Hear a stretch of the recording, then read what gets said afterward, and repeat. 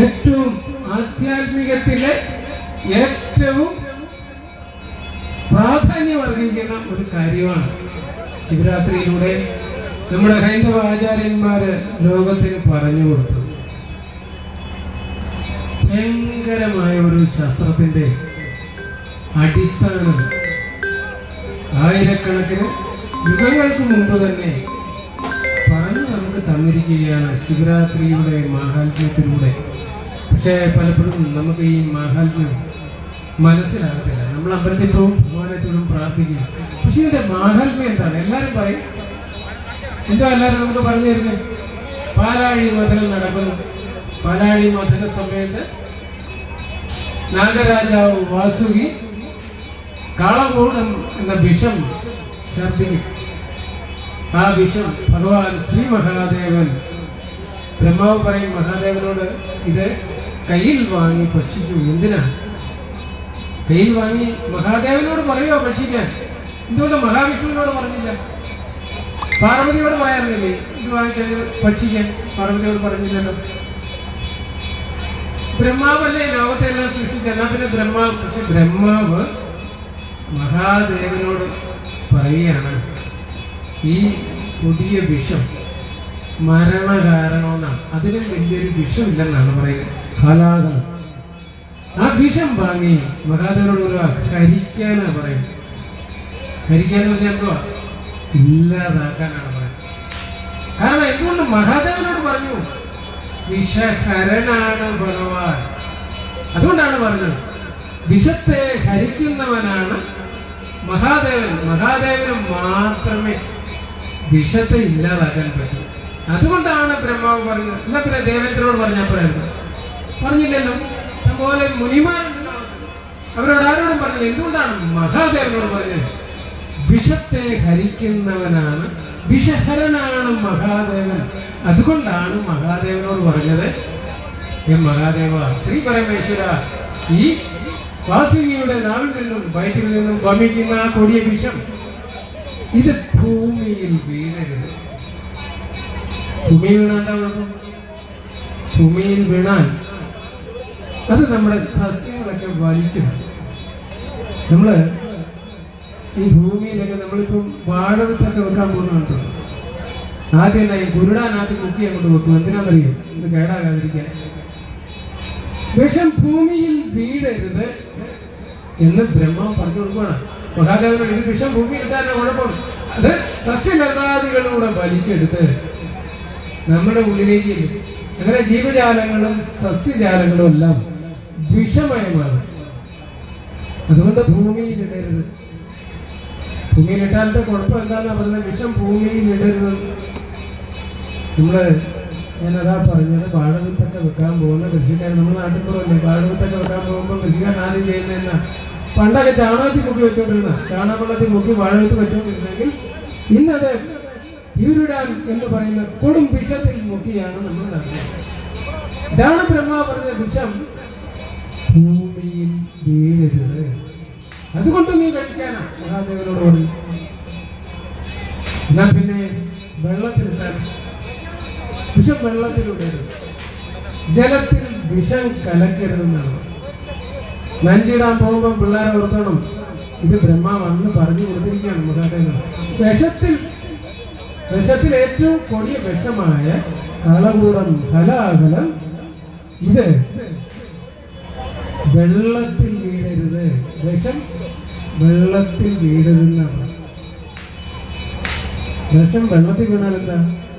ജലത്തിൽ വസിക്കുന്ന എല്ലാ ജീവജാലങ്ങളും അത് വെള്ളം കുടിക്കൂലേ?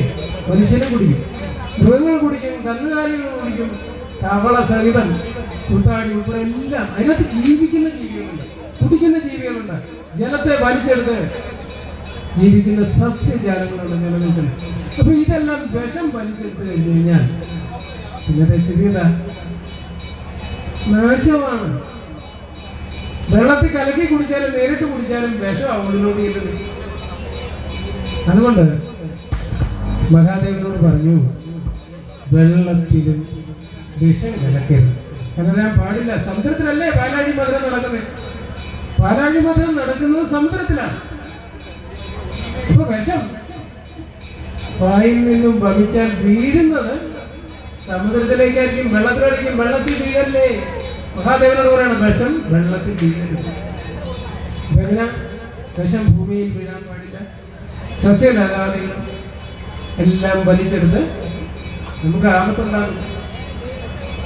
വെള്ളത്തിലിട്ടാലോ വെള്ളത്തിലൂടെ അതും വലിച്ചെടുക്കും, വെള്ളത്തിലൂടെ എന്നാ പിന്നെ ഇത് അഗ്നിയിലോട്ട് ഇട്ടങ്ങ് കത്തിച്ച് കളഞ്ഞാൽ. സ്കൂളിൽ നമ്മളെ ടീച്ചർമാർ പഠിപ്പിക്കാറില്ലേ, പ്ലാസ്റ്റിക് ഒന്നും ഇട്ട് കത്തിക്കരുത്. എന്തുകൊണ്ടാണ്? അതങ്ങോട്ട് വിഘടിച്ച് അന്തരീക്ഷത്തിലോട്ട് വിഷം പടക്കും. ഇപ്പൊ വിഷം നമ്മൾ അഗ്നിയിലിട്ടാൽ അത് പുകയിലൂടെ അന്തരീക്ഷത്തിലെല്ലാം വ്യാപിക്കും. ശ്വസിക്കുന്ന സകല ജീവജാലങ്ങളും നശിക്കുകയാണ്. അതുകൊണ്ടോ അഗ്നിയിലൂടെ എന്നാ പിന്നെ കരകി ആരും കാണാത്ത കാട്ടിൽ കൊണ്ടുവച്ചാലും പിന്നെ പൊന്തപ്പുഴ വനത്തിലെല്ലാം കൊണ്ടിട്ട് ആരും കാണുകയില്ല. കണ്ടാലല്ലേ കുഴപ്പം. ഇപ്പൊ കണ്ടിട്ടില്ല, രാവിലെ വണ്ടിയിലൊക്കെ ഓരോരുത്തർ വെളുപ്പിന് 4 മണിക്കൊക്കെ ആയിട്ട് വേസ്റ്റൊക്കെ ആയിട്ട് പോകുന്നുണ്ടെങ്കിൽ ആരും കാണാത്തടത്ത് കൊണ്ടിടാനാണ്. പക്ഷെ നിങ്ങൾ ആ ഭാഗത്തൂടെ പോയിട്ടുണ്ട്. അതിനെ പോകുമ്പോൾ നമുക്ക് വേറൊരു കാര്യം ചോദിച്ചാൽ ആ ഭാഗത്തൂടെ മൂക്ക് കുത്താതെ ആരും കടന്ന് പോകാൻ പറ്റില്ല. എന്തുകൊണ്ടാണ്? അതിൽ നിന്നും വമിക്കുന്ന ഗന്ധം മാത്രമല്ല, അതിൽ വിഷവും. ആ വിഷവും ആ അന്തരീക്ഷത്തിൽ മുഴുവൻ വ്യാപിക്കും. ശ്വസിക്കുന്നതിലൂടെ സകല ജീവികളുടെ ഉള്ളിലോട്ട് വരും. അപ്പൊ അതുകൊണ്ടാണ് അഗ്നിയിലിടരുതെന്ന് പറയുന്നത്. ഇന്നൊരു പെൺകുട്ടി ദുബായിൽ എന്നെ വിളിച്ച് ചോദിച്ചു, സാറേ ഇന്ന് രാവിലെ നമശിവായ ചെല്ലിക്കൊണ്ടിരുന്നപ്പോൾ ഞാൻ വിളക്ക് കത്തിച്ചുകൊണ്ടിരുന്നപ്പോൾ കരിന്തിരി ആയിട്ട് അത് അവസാനം ഞാൻ കണ്ടേ, അതുകൊണ്ട് എന്തെങ്കിലും കുഴപ്പമുണ്ടോ? ഭഗവാൻ കോപിക്കുമോ എന്നാണ്. ശിവരാത്രി അല്ലേ, അവർക്കറിയണ്ടേ. ഭഗവാൻ കോപിക്കത്തില്ല. വിളക്ക് കരിന്തിരി കത്തി എന്ന് പറഞ്ഞ് മഹാദേവൻ നിങ്ങളോട് കോപിക്കത്തില്ല, ശ്രീപാർവതി കോപിക്കത്തില്ല, ആരും കോപിക്കത്തില്ല. എന്തുവാ അവിടെ വിഷം അന്തരീക്ഷത്തിൽ കലരും. അതുകൊണ്ടാണ് നമ്മുടെ പൂർവികർ നമുക്ക് പറഞ്ഞു തന്നത് കരിന്തിരി കത്തരുതെന്ന്. എന്തുകൊണ്ടാ? അതിനകത്തുകൂടെ വമിക്കുന്ന കാർബൺ മോണോക്സൈഡ് അന്തരീക്ഷത്തിൽ അങ്ങോട്ട് വ്യാപിച്ച് നമ്മൾ തന്നെ ശ്വസിക്കും. അപ്പൊ അതുകൊണ്ട് ബ്രഹ്മ പറഞ്ഞു അഗ്നിയിലിടരുത്, വായുവിലിടരുത്, പഞ്ചഭൂതങ്ങളിലൊന്നും വിഷം കലർത്തരുത് എന്നാണ് പറഞ്ഞു കൊടുത്തത്. ആകാശം, വായു, അഗ്നി, ജലം, ഭൂമി, ഇതെല്ലാം ഈ പഞ്ചഭൂതങ്ങളിൽ നിങ്ങൾ വിഷം കലക്കരുതേ എന്നാണ് നമ്മുടെ പുരാണം നമുക്ക് ഈ ശിവരാത്രിയിലൂടെ പറഞ്ഞു തരികയാണ്. മഹാദേവനോട് വിഷം കഴിക്കാൻ പറഞ്ഞത് ആ കഥയിലൂടെ നമ്മുടെ പൂർവികർ നമ്മളോട് പറഞ്ഞു തരുന്നു. മഹാദേവൻ പാമ്പും വിഷം കുടിച്ചേച്ച് തപസ്സിരുന്നു എന്നല്ല. മഹാദേവനെ രക്ഷിക്കാൻ വേണ്ടി നമ്മൾ ആരും ഉറക്കവും കളഞ്ഞില്ല. കാരണം ദേവാദിദേവൻ ശ്രീ മഹാദേവനെ രക്ഷിക്കാൻ ഭഗവാന്റെ സൃഷ്ടിയായ നമുക്ക് ഉറക്കം കളയ്ക്കേണ്ട കാര്യമൊന്നുമില്ല. ലോകം മുഴുവൻ സംരക്ഷിക്കുന്നത് ഭഗവാനാണ്. സർവേശ്വരനാണ് ലോകം മുഴുവൻ സംരക്ഷിക്കുന്നത്. അതുകൊണ്ട് ഭഗവാനെ രക്ഷിക്കാൻ വേണ്ടി നമ്മൾ ആരും ഉറക്കം കളയ്ക്കേണ്ട കാര്യമൊന്നുമില്ല. മറിച്ച് ആ പുരാണ കഥയിലൂടെ നമ്മുടെ ആചാര്യന്മാർ, നമ്മുടെ ഋഷീശ്വരന്മാർ നമുക്ക് വലിയൊരു ശാസ്ത്രം പറഞ്ഞു തന്നു. പഞ്ചഭൂതങ്ങളിൽ വിഷം കലർത്തുന്നു. ആകാശം, വായു, ജലം, ഭൂമി, അഗ്നി, ഇതിലൊന്നും. ഇതാണ് ഇന്ന് സ്കൂളിൽ പഠിപ്പിക്കുന്നത്. യുണൈറ്റഡ് നേഷൻ ഉൾപ്പെടെ ലോകം മുഴുവൻ പറഞ്ഞു പരിസ്ഥിതിയെ സംരക്ഷിക്കൂ എന്നാണ്. അല്ലേ? എന്തുവാ പ്ലാസ്റ്റിക് കൂടെ കത്തിക്കരുതെന്ന് ടീച്ചർ പറയുന്നത് എന്തുകൊണ്ടാണ്? മക്കളോട് പറഞ്ഞാൽ ഇതാണ്, ഇത് മൊത്തത്തിൽ അങ്ങ് പറയുവാണ് ശിവപുരാണത്തിലൂടെ. കാരണം പഞ്ചഭൂതങ്ങൾ നിങ്ങൾ വിഷം കലർത്തുന്നത് സകല ലോകത്തിന്റെ മുഴുവൻ അന്ത്യം കുറിക്കുമെന്നാണ് പറയുന്നത്. ഓസോൺ പാളിയൊക്കെ തുളം വീണെന്നൊക്കെ ശാസ്ത്രജ്ഞന്മാർ പറയുന്നത് കേട്ടില്ലേ? കാർബൺ മോണോക്സൈഡ്, കാർബൺ ഡയോക്സൈഡ് അന്തരീക്ഷത്തിലൂടെ അവർ പെരുകി ശ്വസിക്കാൻ വായുപരിക്ഷയം ഇല്ലാത്ത എത്ര പേരെ നമുക്ക് കാണാൻ പറ്റും. ആസ്മ ഇല്ലാത്ത എത്ര പേരെ കാണാൻ പറ്റും. ഇന്നും ക്ഷയരോഗികളുടെ എണ്ണം വർദ്ധിച്ചു നിൽക്കുന്നുണ്ടാണ്. നല്ല വായു ഇല്ലാത്തതുകൊണ്ടാണ്. നിങ്ങൾക്ക് ഇവിടെ അങ്ങനെ പ്രശ്നമൊന്നുമില്ല. ഈ കഴിക്കുന്ന ഏരിയ മൊത്തം വനത്തിൽ നടുക്കുള്ള ഒരു ഗ്രാമമാണ്. ഏറ്റവും നല്ല, എനിക്ക് തോന്നുന്നു കേരളത്തിലെ ഏറ്റവും നല്ല വായു കിട്ടുന്ന ഒരു ഗ്രാമമായിരിക്കും നമ്മുടെ ഇത്. ഈ കഴിക്കുന്നത് എന്ന് പറഞ്ഞാൽ അത്ര മനോഹരമായ ഒരു പ്രദേശമാണ്. ചുറ്റും വനമൊക്കെ ആയിട്ട് നിനക്കൊരു ശിവക്ഷേത്രമൊക്കെ ആയിട്ട്, പള്ളിയുണ്ട്, മതസൗഹാർദ്ദമൊക്കെ ആയിട്ട് അതിമനോഹരമായ ഒരു കൊച്ചു ഗ്രാമം. ഇവിടെ നിങ്ങൾക്ക് വായു മാത്രം മലിനമായി കിട്ടത്തില്ല, നല്ല വായു കിട്ടും. വനത്തിന് മധ്യത്തിലുള്ള ഗ്രാമമായതുകൊണ്ട് ഏറ്റവും കൂടുതൽ ഓക്സിജൻ ലഭിക്കുന്ന ആൾക്കാരായിരിക്കും നിങ്ങൾ. അതുകൊണ്ട് നിങ്ങളുടെ കൊച്ചുങ്ങൾക്കൊക്കെ ഈ ശ്വാസകോശ സംബന്ധമായ അസുഖം കുറഞ്ഞിരിക്കും. വിഷം വായുവിൽ കലർന്നാൽ എന്താണ് സംഭവിക്കാന്ന് നമുക്ക് ഒത്തിരി അനുഭവങ്ങൾ ഉണ്ടായിരുന്നു. ഭോപ്പാൽ ദുരന്തം നിങ്ങൾ കേട്ടുണ്ടോ? ഭോപ്പാൽ ദുരന്തം, ഭോപ്പാലില് അവിടെ യൂണിയൻ കാർബൈഡ് ഫാക്ടറിയില് അതിന്റെ പുകക്കുഴല് കഴുകിയത് മാത്രമുള്ള അവിടുത്തെ ജോലിക്കാർ. ആ പുകക്കുഴലിലൂടെ ഒലിച്ചിറങ്ങിയ വെള്ളം അതിനകത്തെ കെമിക്കലിനകത്ത് അങ്ങോട്ട് വീണ് 2500 ഡിഗ്രിക്ക് മേളിലേക്ക് അവിടുത്തെ ചൂടങ്ങോട്ട് ഉയർന്നു. ഭയങ്കരമായ വിഷവാതകം പിന്നീട് വമിച്ചത്. ഭോപ്പാൽ ദുരന്തം ചരിത്രത്തിൽ രേഖപ്പെടുത്തിയിരിക്കുകയാണ്. ഭോപ്പാൽ ദുരന്തം എന്നാണ്. രാത്രി വെളുപ്പിനെ 4:30 മണി കഴിയുമ്പോഴാണ് ഇതുണ്ടായത്. എഴുന്നേറ്റ് ഈയാമ്പാറ്റെ പോലെ എഴുന്നേറ്റ് ഓടിയവരെ ഓടുന്ന വഴിക്കാണ് ചത്തുകൾ. നമ്മൾ നോർത്ത് നോക്കി, ഒരു വിഷം അന്തരീക്ഷത്തിലോട്ട് കടന്നപ്പോ ഈയല് ചത്തു വീഴുന്ന പോലെ കൊച്ചു കുഞ്ഞടക്കം സകലൻ എണീറ്റ് ഓടിയാൽ ഓടുന്ന വഴിക്കാണ് ചത്തു വീണത്. കാരണം കാറ്റിലൂടെ ഈ വിഷഗന്ധം വന്നാൽ വലിക്കപ്പെടുത്താൻ ചത്തു വീണു. 3700 പേരോളം ഒറ്റ ദിവസം തീർന്നെന്നാണ് മീഡിയയുടെ കണക്കനുസരിച്ച്. അതങ്ങ് 37,000-ഓളം ഉയരുമെന്നാണ്. നമ്മളൊന്ന് ഓർത്തു നോക്കി. ഒരു ചെറിയൊരു സംഭവമാണ്. ഒരു പുകക്കടല്, ഫാക്ടറിയുടെ പുകക്കടല് കഴുകിയപ്പോൾ ഉണ്ടായ ദുരന്തമാണ്. വിഷമാണ് അന്തരീക്ഷത്തിലേക്ക് വമിച്ചത്. വായുവിലേക്ക് വിഷം കലർന്നപ്പോ എന്താ സംഭവിച്ചത്? മരിച്ചു വീഴുകയാണ്. കോച്ചു വിച്ചടങ്ങി ഗർഭിണികൾ വരെ, ജനിക്കാൻ പോകുന്ന കുട്ടി വരെ അത് ശ്വസിച്ചു. ഗർഭത്തിൽ കിടന്ന് കുഞ്ഞു വരെയാണ് മരിച്ചത്. ഇതാണ് മഹാദേവൻ പറഞ്ഞത്. മഹാദേവനോട് ബ്രഹ്മാവ് പറഞ്ഞു കൊടുക്കുകയാണ്, വിഷം വായുവിൽ കലരാൻ പാടില്ല. അതുകൊണ്ടാണ് കഴിക്കാൻ പറഞ്ഞത്. എന്തിനാ? ലോകരക്ഷാർത്ഥം. ലോകത്തുള്ള നമുക്കെല്ലാം വേണ്ടിയിട്ടാണ് പറഞ്ഞു തന്നത്. മഹാദേവനോട് പറഞ്ഞത് നമുക്ക് വേണ്ടിയിട്ട് മാത്രമല്ല, വരും തലമുറകൾക്ക് വേണ്ടിയിട്ട്. ശിവരാത്രി ശിവരാത്രി എന്ന് പറഞ്ഞ് എല്ലാ വർഷവും നമ്മള് ഇങ്ങനെ ആഘോഷിക്കുമ്പോൾ അതിലൂടെ നമുക്ക് വരുന്ന വലിയൊരു സന്ദേശമാണ്. കാലങ്ങൾ മുന്നോട്ട് പോയിക്കൊണ്ടിരിക്കുക. ലോകം മുഴുവൻ വിഷമയമായിക്കൊണ്ടിരിക്കും ഓരോ ദിവസവും. അങ്ങനെ വിഷം കൂടി കൂടി ഇങ്ങനെ വന്നുകൊണ്ടിരിക്കും. ഉണ്ടാകുന്ന എല്ലാം വിഷമായിരിക്കും. വിഷം ചേരാത്ത ഒരു പ്രത്യേകത ഉണ്ടോ? മലയാളിക്ക് മാത്രം പ്രത്യേക ഒരു കഴിവുകളുണ്ടെന്ന് അവരുടെ ആഹാരത്തിലും വിഷം ചേർക്കുന്ന ഒരു മലയാളിയായിരിക്കും പറയാറുണ്ട്. കുറ്റം പറഞ്ഞല്ല, കൈക്കുമ്പത്തുള്ള കാര്യമല്ല. കാരണം നിങ്ങളുണ്ടല്ലേ, ആഹാരത്തിലൂടെ വിഷം ഉള്ളിൽ ചെന്ന എത്ര പേരാ ഫുഡ് പോയിസൺ കേട്ടോ. അപ്പൊ ആഹാരത്തിലൂടെ വിഷം. അങ്ങനെ ഞാൻ പറഞ്ഞില്ലേ, വിഷമെന്ന് പറയുന്ന സാധനം പഞ്ചഭൂതങ്ങളിൽ ഒന്നും ചേർക്കരുതെന്ന് നമുക്ക് പറഞ്ഞു തന്ന ദിവസമാണ് ശിവരാത്രി. മഹാദേവൻ അതങ്ങ് ഭക്ഷിച്ചു. നമുക്ക് പുരാണം പറയുക എന്തുവാ, മഹാദേവൻ ഹരനായതുകൊണ്ടാണ്. പക്ഷെ അതിലൂടെ നമ്മുടെ ആചാര്യന്മാർ നമുക്ക് പറഞ്ഞു തന്നത് വലിയൊരു സന്ദേശമാണ്. തലമുറകൾക്ക് വേണ്ടിയുള്ള വലിയൊരു സന്ദേശം ശിവരാത്രിയിലൂടെ നമുക്ക് പറഞ്ഞു തരിക. കാസർഗോഡ് ജില്ലയില് 1975 മുതൽ 2000 വരെയുള്ള കാലഘട്ടത്തില് കേരള ഗവൺമെന്റിന്റെ ഒരു സ്ഥാപനമുണ്ട്, പ്ലാന്റേഷൻ കോർപ്പറേഷൻ എന്ന് പറയും.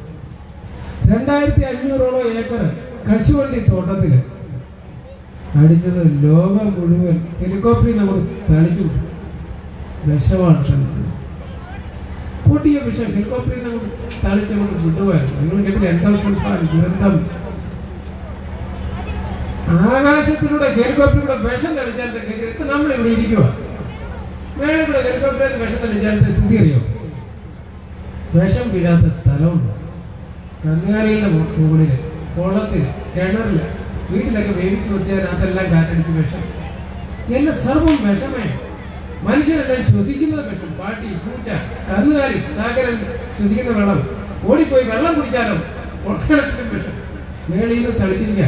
12 വർഷമല്ല, 1975 മുതൽ 2000 വരെയുള്ള കാലഘട്ടത്തിൽ ചെയ്തത് ഉന്നത വിദ്യാഭ്യാസവും അറിവുമുള്ള നമ്മളുടെ ഗവൺമെന്റ് ഉദ്യോഗസ്ഥരും ശാസ്ത്രജ്ഞന്മാരുമാണ്. വിദ്യാഭ്യാസം ഉണ്ടായാലും വല്ല പ്രയോജനമുണ്ടോ? അവിടെയാണ് ശിവരാത്രിയുടെ മഹാത്മ്യം. ഭഗവാനും ബ്രഹ്മാവ് ഭഗവാനോട് പറഞ്ഞു കൊടുത്തിരിക്കുകയാണ്, വിഷം കലർത്തൽ ഇവരെല്ലാം നമ്മൾ അന്ന് ഇരുന്ന ആ ശാസ്ത്രജ്ഞന്മാരും ആ ഗവൺമെന്റ് ഉദ്യോഗസ്ഥരും എല്ലാവരും IAS ഉദ്യോഗസ്ഥർ ഉൾപ്പെടെ അവർ ഹിന്ദുവാണെങ്കിൽ അവർ ശിവരാത്രിക്കൊക്കെ അമ്പലത്തിൽ പോയി തൊഴുവരായിരുന്നു ഉണ്ടെങ്കിൽ കേട്ടോ.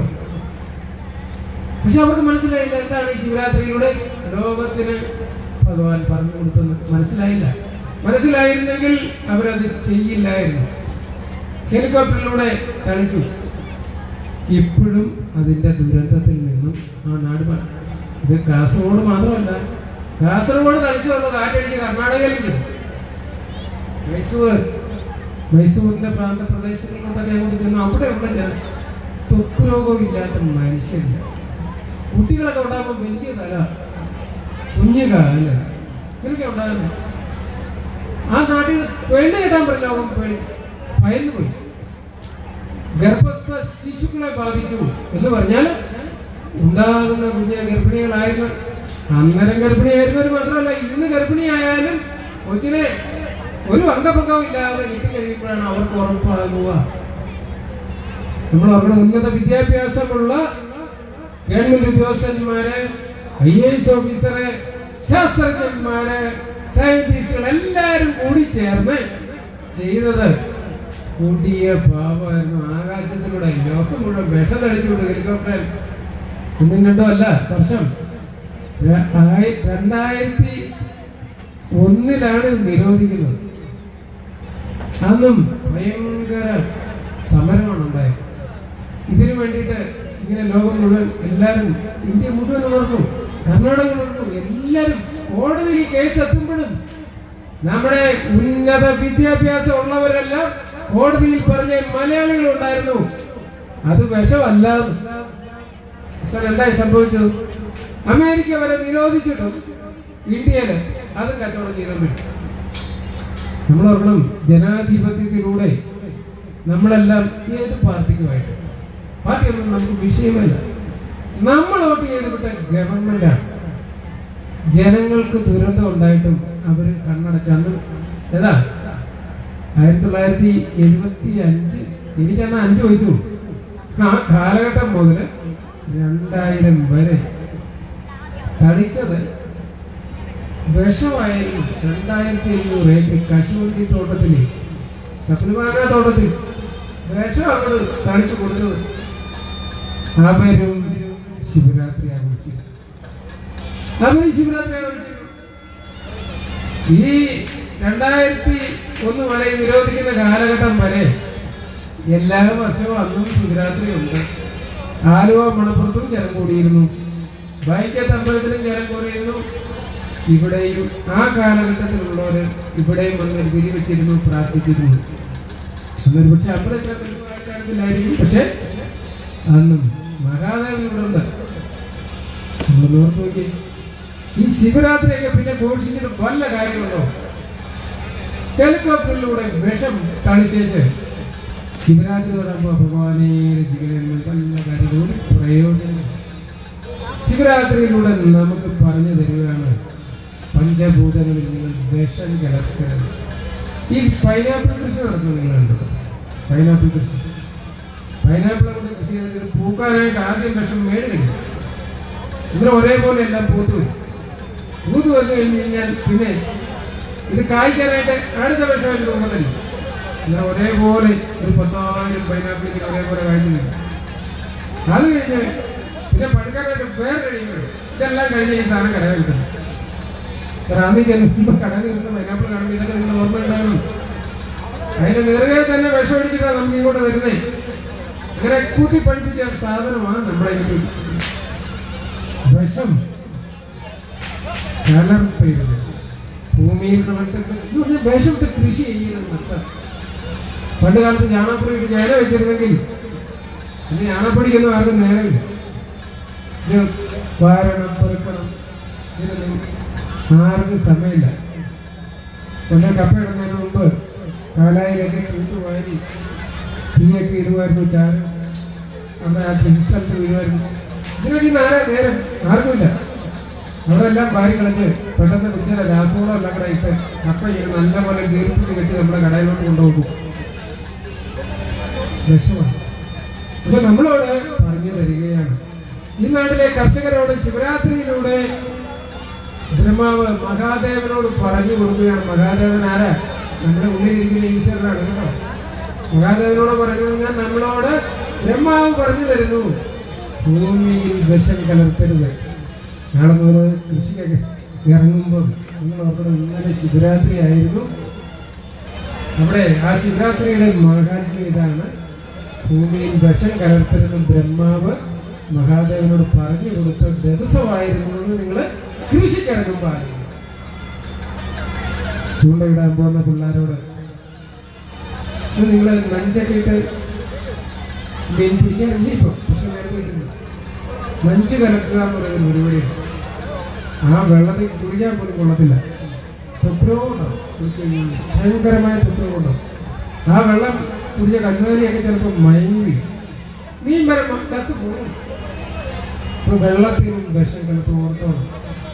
നമ്മൾ കാണുന്ന എല്ലാം കൊണ്ടത് വെള്ളം. ചില ഹോട്ടലിൻ്റെയൊക്കെ ഈ വേസ്റ്റ് എല്ലാം കൂടെ എങ്ങോട്ടാണ് വെച്ചിരിക്കുന്നത്?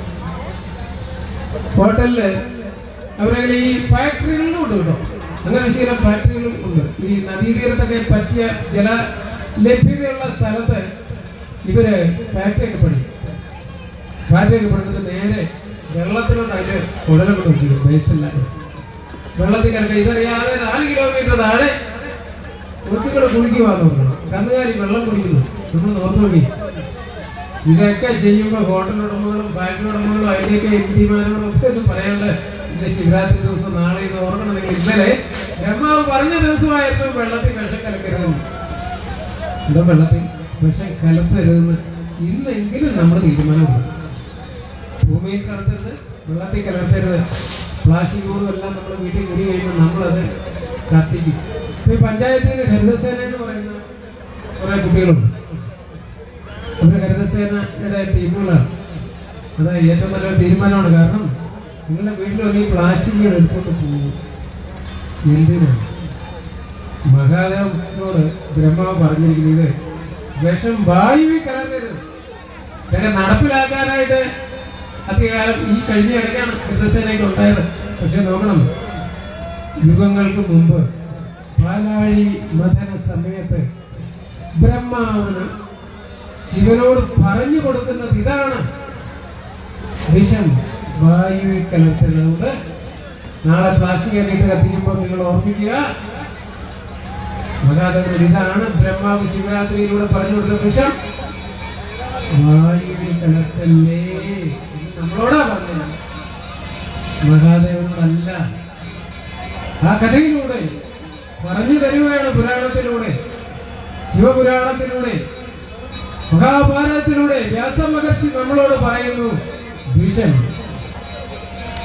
നിങ്ങൾ വായുവിൽ കലർത്തരുത്. അഗ്നിയിൽ കലർത്തിയാലും അഗ്നിയിലിട്ട് കത്തിച്ചാലും അത് വായുവിൽ കിട്ടും. അതുകൊണ്ട് അങ്ങനെയും ചെയ്യരുത് എന്ന് നമുക്ക് ശിവരാത്രിയിലൂടെ ഏറ്റവും ആധുനികമായ ഒരു സയൻസാണ് പറയുന്നത്. ഇതാണ് ഞാൻ പറഞ്ഞത്. മഹാദേവനെ പ്രീതിപ്പെടുത്താനോ നമ്മളാരും ഉറക്കളക്കേണ്ട കാര്യമില്ല. കാരണം സർപ്പവിഷം, നാഗരാജാവ് വാസുകി അഷ്ടനാഗങ്ങളില് 2ാമനാണ്. നാഗരാജന്മാര് 8 പേരുണ്ട് കേട്ടോ. അഷ്ടനാഗങ്ങൾ എന്ന് പറയും. അനന്തൻ, വാസുകി, തക്ഷകൻ, കാർഗോടകൻ, പത്മൻ, മഹാപത്മൻ, ഗുളികൻ, ശംഖുപൻ, ഇങ്ങനെ 8 നാഗരാജന്മാരുണ്ട്. 9ാമത്തെ ഒരു വേഷം ഉണ്ടായിരുന്നു, കാളിയൻ എന്നാണ് പേര്. അപ്പൊ ഈ കൃഷ്ണൻ ഈ കാളിയമർദ്ദന സമയത്ത് ഈ കാളി തീരത്തൊരു മരമുണ്ട്, ഒരു നീലക്കടം. അതിന് മണ്ടനോട് ഇങ്ങനെ പിള്ളേരെ കണ്ടില്ലേ, എന്നും പറഞ്ഞ് എഴുതിയാണ്. ഇതിന്റെ കിടന്ന് വീണ്ടും കരക്കി പിന്നെ വെള്ളം കരക്കിയിട്ട് ഇങ്ങനെ ചാടിക്കൊണ്ടിരിക്കും. ഇങ്ങനെയൊക്കെ ചാടുന്നുണ്ട്. അപ്പൊ ഈ കാളിയെ ചെന്ന് മഹാവിഷ്ണുവാണെന്ന് അറിയാതെ എന്ന് ഈ കുട്ടികൃഷ്ണന്റെ കാലൻ മർമ്മം നോക്കിയാണ് ദർശിച്ചത്. അപ്പൊ എന്ത് ചെയ്തു? നാഗരാജാവ് ഇനി നേരാൽ നിനക്ക് പൂജയില്ലാതാവും. നാഗരാജാവ് പറഞ്ഞത് ഒരാളെ അങ്ങ് മാറ്റി 50 പേരിൽ നിന്ന്. അത് കഴിഞ്ഞ് കൃഷ്ണൻ ഭഗവാനാണെന്ന് മനസ്സിലായ നിമിഷം ഭഗവാനാണെന്ന് കൃഷ്ണനെ, അതായത് ഈ കാളിയൻ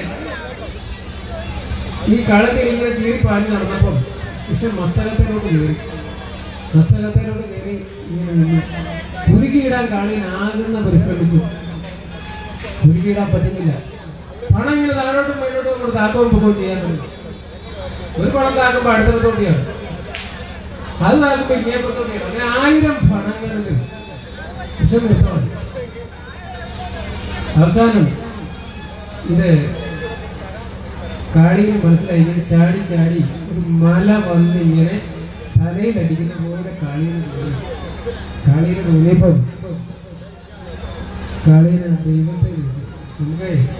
നമുക്ക് കഷ്ടകാലം വരുമ്പോഴാണ് നമ്മൾ ദൈവത്തെ വിളിക്കുന്നത്. നല്ല കാലം വരുമ്പോൾ ആരും ദൈവത്തെ വിളിക്കുന്നില്ല. ദൈവത്തെ വിളിക്കാൻ തോന്നത്തുമില്ല. അമ്പലത്തിന്റെ ഭാഗത്തുകൂടെ പോകുമ്പോൾ അല്ലെ പള്ളിയുടെ ഭാഗത്തുകൂടെ പോകുമ്പോഴാണ് നെഞ്ചത്ത് പോലും ആരും കൈയൊന്നും വെക്കാറില്ല. നല്ല കാലം കുഴപ്പമില്ല. അപ്പൊ ഈ നല്ല കാലം ഉള്ള സമയത്ത് ആർക്കും ദൈവത്തെ വിളിക്കാൻ തോന്നില്ല. കഷ്ടകാലം വരുമ്പോഴേ എല്ലാവരും സാറിനും വിളിക്കാറുള്ളൂ. പറഞ്ഞ നല്ല കാലത്ത് വിളിക്കരുത്, നല്ല കേട്ടു. നാളെ ഞാനിങ്ങനെ പറഞ്ഞു എന്നും പറഞ്ഞ് അമ്പലത്തിൽ പോയിരിക്കുന്നു. അപ്പോ ഈ കാളിയൻ ഇത് കൃഷ്ണൻ ഭഗവാനാണെന്ന് മനസ്സിലാകാത്ത നിമിഷം തലയിൽ ഒരുമാതിരി മല വന്ന് വീഴുന്ന അനുഭവം ഉണ്ടായി. അങ്ങനെ വിഷം ഛർദ്ദിക്കാൻ തുടങ്ങി. ഈ നിമിഷം മരിക്കുമെന്ന് തോന്നുന്ന നിമിഷമാണ് ഭഗവാനെ കണ്ണടച്ച് ധാരിക്കുമ്പം കാളിയൻ ഉൾപ്പെടെ മുകളിൽ നിൽക്കുന്ന കൃഷ്ണനെയാണ് കാളിയന്റെ മനസ്സിൽ തെളിഞ്ഞതാണ്. ഭഗവാനാണ് മുകളിൽ. അപ്പൊ ഭഗവാൻ മുകളിൽ നിൽക്കുന്നതാണെന്ന് മനസ്സിലായ നിമിഷം ഈ മല ഇടിക്കുന്ന പോലെയുള്ള ആ ഒരു തോന്നലൊക്കെ അങ്ങ് മാറി. പിന്നെ പുഷ്പം വന്ന് വീഴുന്ന പോലെ തോന്നിയെന്നാണ് പറയുന്നത്. അപ്പൊ ഇങ്ങനെ കാളിയൻ എന്ത് ചെയ്തു? ഇങ്ങനെ ഭഗവാനാണ് മുകളിൽ നിന്ന് അതുവരെ കുലുക്കിയിടാൻ ശ്രമിച്ച ആളാണ്. ഭഗവാനാണ് മുകളിൽ, മഹാവിഷ്ണുവിന്റെ അവതാരമായ ശ്രീകൃഷ്ണ ഭഗവാനാണ് മുകളിൽ നിന്ന് മനസ്സിലായപ്പോൾ കാളിന് പിന്നെ ഭഗവാൻ പോകരുതെന്നായി, പിന്നെ മുകളിൽ നിന്ന് വീഴരുതെന്നായി. വീഴാതിരിക്കാൻ വേണ്ടിയിട്ടുള്ള ശ്രമമായി പാലൊക്കെ പൊക്കിക്കൊടുത്തു. നിങ്ങളതിന്റെ ഫോട്ടോഗ്രാഫിന്റെ പാലിനെ പൊക്കിക്കൊടുത്തു. കൃഷ്ണൻ ആ പാലിന്റെ അടുത്ത് പിടിച്ചു. ഇങ്ങനെ നോടക്കുള്ളിക്കൊണ്ടെടുത്ത് ഇങ്ങനെ പിടിക്കും. എന്നിട്ട് ഗാനം ആലപിക്കാൻ തുടങ്ങി. അങ്ങനെയാണ് കാളിയൻ വർദ്ധനം. പിന്നെ ഭക്തനായി മാറി. കാളിയൻ ഭക്തനായി, ഭഗവാന്റെ ഭക്തനായി. ഭക്തനും ഭഗവാനും ചേർന്ന് ഒരു ആനന്ദ നടനം ആടുമായിരുന്നു. അത് കഴിഞ്ഞപ്പം കൃഷ്ണൻ പറഞ്ഞു, കാളിയൻ ഇനി മുതൽ നീ രമണ ദേവിയിലോട്ട് ഇവിടെ വേണ്ട, നീ ഇവിടെ കിടക്ക. കാരണം എന്തുകൊണ്ടാണ് ഇവിടെ കിടക്കരുതെന്ന് പറഞ്ഞു? ഉഗ്രവിഷമുള്ള കാളിയന്റെ വിഷം ജലത്തിൽ വീഴും ഭഗവാൻ പറഞ്ഞിട്ട്. കാരണം ആ കാളിന്റെ തീരത്തെ നീലക്കടമ്പല്ലാത്ത ഒരൊറ്റ വൃക്ഷം പോലില്ലായിരുന്നു. ഈ കാളിന്റെ വൃക്ഷം വീണോണ്ട പാമ്പിനെയൊക്കെ തല്ലിക്കൊന്നെടുത്ത് ആട്ടിലോട്ടിട്ടേക്കരുതെന്ന് അർത്ഥം. പാമ്പും വിഷം ഒന്നും വെള്ളത്തിൽ വീഴരുത്. അതുകൊണ്ടാണ് ഭഗവാൻ പറഞ്ഞേ, ഈ രമണക ദൈവം പൊക്കോളൂ, ഇവിടെ വേണ്ട. വെള്ളത്തിൽ നിന്ന് ഭഗവാൻ മാറ്റി കാളിയത്. അതുകൊണ്ടാണ് വെള്ളത്തിൽ വിഷം വീഴാതിരിക്കാനാണ്.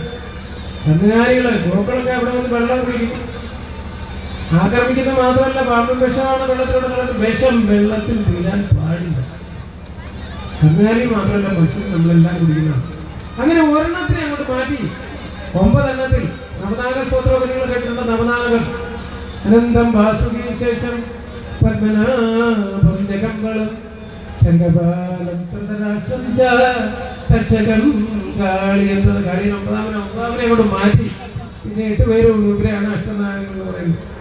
സർപ്പപ്പാട്ടിലേക്ക് കുളവപ്പാട്ടിലൊക്കെ പാടുന്നതാണ് അഷ്ടനാഗങ്ങൾ. അതിൽ 2ാമനാണ്. 1ാമൻ അനന്തനാണ്, 2ാമൻ വാസുകി. ഈ വാസുകി എന്ന് പേരിടുന്നതിനൊരു കാരണം, അതായത് കന്നിമാസത്തിലെ 1000-നാണ് ഈ സർപ്പങ്ങളെല്ലാം ഭൂമിയിൽ ജനിക്കുന്നത്. കന്നിമാസത്തിലെ 1000 നാളിൽ ദ്വാദശി തിഥിയിൽ വൃശ്ചിക ലഗ്നത്തിൽ വെള്ളിയാഴ്ച ദിവസം സർപ്പങ്ങളെല്ലാം ഉണ്ടായി. കന്നിമാസത്തിലെ 1000-നാണ് സർപ്പങ്ങള് 1000 മുട്ടകൾ വിരിഞ്ഞിങ്ങനെ ഉണ്ടാവുകയാണ്. കശ്യപ മഹർഷിയുടെയും ഗദ്രു ദേവിയുടെയും സന്തതികളായിട്ട് 1000 സർപ്പങ്ങളുണ്ടായി. തുലാമാസത്തിലെ ആയിരത്തിനാണ് സർപ്പങ്ങൾ പേരിട്ടത്. അങ്ങനെ ഒന്നാമനെ വിളിച്ചു. സ്വർണ്ണവർണ്ണമാർന്ന സർപ്പം മുൻപിലോട്ടിട്ട് സഹസ്രശീർഷം സഹസ്രവക്ത്രം വിശങ്കനേത്രം കപിലശിവധി വിഷായുധം തത്തുല ചന്ദ്രബാഹും തന്നഗരാജൻ പ്രണതോസ്മി നിത്യം. 1000 പണങ്ങളും പിരിച്ചുകൊണ്ട് വന്നു നിന്നു. സ്വർണ്ണവർണ്ണത്തോടുകൂടി വെയിലേറ്റ് വെട്ടിത്തിളങ്ങുന്ന ആ സർപ്പത്തിന് അമ്മ പേരിട്ടു അനന്തൻ. അനന്തൻ ഒന്നാമൻ. രണ്ടാമനെ മുന്നിലോട്ട് വന്നു സർപ്പത്തിന് പേരിടുക. രണ്ടാമൻ മുന്നോട്ട് വന്നു. അമ്മ പറഞ്ഞു, ശത്രുദേവി പറഞ്ഞു, മക്കളെ ഇതിന്റെ ആ രൂപം ഒന്ന് കാണിച്ച് എന്തെങ്കിലും കാണട്ടെ. അഷ്ടശതം 800 പണങ്ങളാണ്.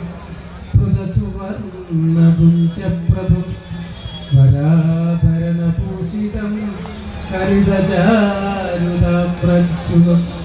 സവജ്രവരലക്ഷണം നവസരോജനകേശനം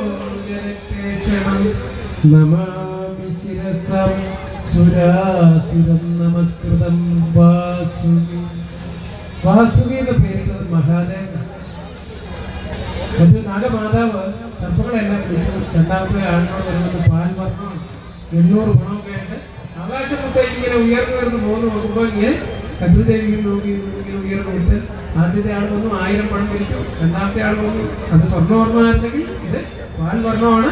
നല്ല വെള്ളി പോലെ വെട്ടിത്തിളങ്ങുന്നുണ്ട്. 800 പണമായിട്ട് ഇങ്ങനെ മുന്നോട്ട് ഉയർന്നു പോകുന്നു.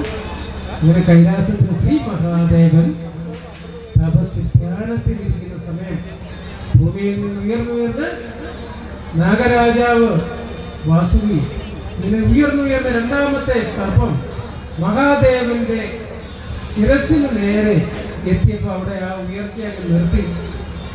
അവിടെ നിന്നു മഹാദേവൻ കണ്ണു തുറന്നു. ധ്യാനത്തിൽ നിന്ന് കണ്ണു തുറന്നപ്പം ഇതാ മുന്നിൽ കാണുന്ന ഒരു സർപ്പത്തിന്റെ പണത്തിന് മുകളിലുള്ള രത്നമാണ്. ഭഗവാൻ ആ സർപ്പത്തിന് രണ്ടാമത് പേരിട്ടു ശിരസിൽ വസു ധരിച്ച നീ വാസുകി എന്നറിയപ്പെടും. വസു എന്ന് പറഞ്ഞാൽ മാണിക്യം എന്നൊക്കെ അർത്ഥം. മാണിക്യം രത്നം എന്നൊക്കെയാണ് അർത്ഥം. ശിരസിൽ വസു ധരിച്ച് നീ വാസുകി എന്ന നാമധേയത്തിൽ അറിയപ്പെടും. ഈ വാസുകിയാണ് പാലാഴി മഥനത്തിൽ കയറായിട്ട് ഉപയോഗിച്ചത്. മന്ദര പർവ്വതത്തെ കടകോലാക്കി നാഗരാജാവ് രണ്ടാമത്തെ നാഗരാജാവായ വാസുകിയെ കയറാക്കി പാലാഴി കഴിഞ്ഞപ്പോ ഈ നാഗരാജാവ് വാസുകിയുടെ വായിൽ നിന്ന് ഭമിച്ച ഹലാഹലം എന്ന വിഷം ബ്രഹ്മാവ് ഭഗവാനോട് ശ്രീ മഹാദേവനോട് ലോകത്തെ രക്ഷിക്കാൻ എന്താണ് ചെയ്യേണ്ടത്? വിഷം പഞ്ചഭൂതങ്ങളിൽ കലർത്താതിരിക്കുക, അത് മേടിച്ച് അതിനെ ഹരിക്കാനാണ് പറഞ്ഞത്. ഹരനാണ് ഭഗവാൻ. ഹരിക്കും, വിഷം ഹരിക്കും, വിഷത്തെ ഇല്ലാതാക്കും. ഇങ്ങനെ വിഷകരനായ ശ്രീ മഹാദേവൻ ലോകത്തെ സംരക്ഷിക്കാൻ വേണ്ടി വിഷം കുടിക്കുന്നു എന്ന് പറയുമ്പോൾ അത് നമുക്ക് പുരാണകഥയിലൂടെ നമ്മുടെ ആചാര്യന്മാർ, ഭാരതത്തിലെ ഋഷിവര്യന്മാർ നമുക്ക് നൽകിയത് വലിയൊരു സന്ദേശമാണ്. ലോകത്ത് വിഷം ഇനിയും ഉണ്ടാവും. കണ്ടുപിടിക്കുന്നതെല്ലാം വിഷമായിരിക്കും. പ്ലാസ്റ്റിക്കിലൊക്കെ കണ്ടുപിടുത്തം വിപ്ലവകരമായ മാറ്റം ലോകത്തുണ്ടാക്കിയതാണ്. പ്ലാസ്റ്റിക് കൂടൊക്കെ കണ്ടുപിടിച്ചപ്പോൾ നമുക്കും ഭയങ്കര സൗകര്യമായിരുന്നു. കടയിൽ നിന്ന് അല്ലെങ്കിൽ പഞ്ചാരയൊക്കെ മേടിച്ചുകൊണ്ട് പോകാനും ഒക്കെ സൗകര്യമായിരുന്നു. പക്ഷേ അത് കത്തുമ്പോഴാകുന്ന വിഷം അത് വായുവിൽ കളരും. അതുകൊണ്ട് വിഷം പഞ്ചഭൂതങ്ങളിൽ കലർത്തരുത് എന്ന് ലോകത്തെ വർഷാവർഷം ഓർമ്മിപ്പിച്ചുകൊണ്ട് ശിവരാത്രി ലോകം മുഴുവൻ ആഘോഷിക്കുകയാണ്. വിഷത്തെ പഞ്ചഭൂതങ്ങളിൽ ഒരിക്കലും കലർത്തരുത് എന്ന് പറഞ്ഞുകൊണ്ടാണ് ശിവരാത്രി അവസാനിക്കുന്നത്. അടുത്ത കൊല്ലം വീണ്ടും ശിവരാത്രി. ഇതിനിടയ്ക്ക് കൃഷി നടക്കും, വെള്ളത്തിൽ കലക്കും, തീയിടും, ഇതെല്ലാം നടക്കും. വീണ്ടും പറയും, മക്കളെ വിഷം കലർത്തരുത് പഞ്ചഭൂതങ്ങളിൽ എന്ന് ലോകത്തിനെ എക്കാലവും ഓർമ്മിച്ചുകൊണ്ട് നമ്മുടെ ഹൈന്ദവാചാര്യന്മാര്, നമ്മുടെ ഋഷീശ്വരന്മാര് ആ പുരാണ കഥയിലൂടെ പാലാഴി മഥനത്തിലൂടെ വലിയൊരു കഥ മെനഞ്ഞ് ആ കഥയിലൂടെ മഹാദേവനോട് ബ്രഹ്മാവ് പറഞ്ഞു കൊടുക്കുന്നു, ലോക സംരക്ഷണാർത്ഥം എന്താ ചെയ്യണ്ടേ? വിഷം പഞ്ചഭൂതങ്ങളിൽ കലർത്തരുത്. ഇത് നമുക്ക് പറഞ്ഞു തരികയാണ് ഈ ശിവരാത്രിയിലൂടെ. നാളെ ഈ കുഞ്ഞു കൊച്ചനെ ഇപ്പം വളർന്നു വന്ന് ശകലം വല്ലവും ഇപ്പൊ ഇത് കേട്ടാൽ മനസ്സിലാക്കാൻ പറ്റത്തില്ല. അടുത്ത കൊല്ലം ശകലം കൂടെ ബുദ്ധി ഉറയ്ക്കും. അന്ന് വീണ്ടും അടുത്ത കൊല്ലത്തെ ശിവരാത്രി വരും.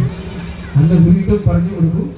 ശിവരാത്രിയിലൂടെ ഭഗവാൻ ലോകത്തിനെ ഓർമ്മിപ്പിക്കുകയാണ്, പഞ്ചഭൂതങ്ങളിൽ വിഷം കലർത്തരുത്.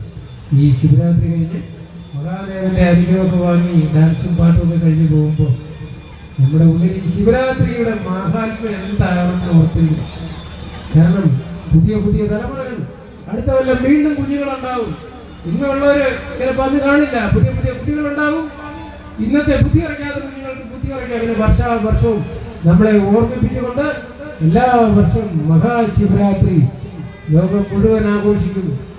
പറഞ്ഞു തരുന്ന സന്ദേശം ഇതാണ്: പഞ്ചഭൂതങ്ങളിൽ ആകാശം, വായു, ജലം, ഭൂമി, അഗ്നി ഇതൊന്നിനും വിഷം കലർത്തരുത് എന്നാണ് മഹാശിവരാത്രിയിലൂടെ ഭഗവാൻ നമുക്ക് ഓർമ്മിപ്പിച്ചു കൊണ്ടിരിക്കുന്നത്.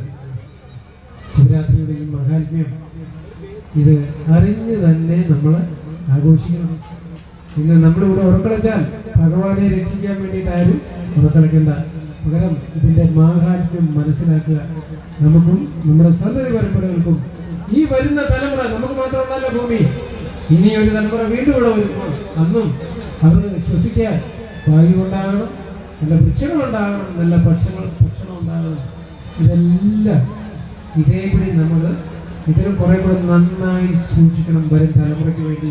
അതുകൊണ്ട് ശിവപുരാണത്തിലൂടെ, മഹാഭാരതത്തിലൂടെ നമുക്ക് ഹൈന്ദവ പുരാണം പറഞ്ഞു തരുന്നു, വിഷം അത് പഞ്ചഭൂതങ്ങളിൽ കലർത്തരുത്. മഹാശിവരാത്രിയുടെ ഈ മഹാത്മ്യം നിങ്ങളെ ഓർമ്മിപ്പിച്ചുകൊണ്ട് കുറഞ്ഞ സമയത്തിനുള്ളിൽ ഒത്തിരി കാര്യങ്ങൾ പറയാൻ സാധിച്ചു എന്നാണ് വിശ്വസിക്കുന്നത്. എല്ലാവർക്കും നന്ദി, നമസ്കാരം.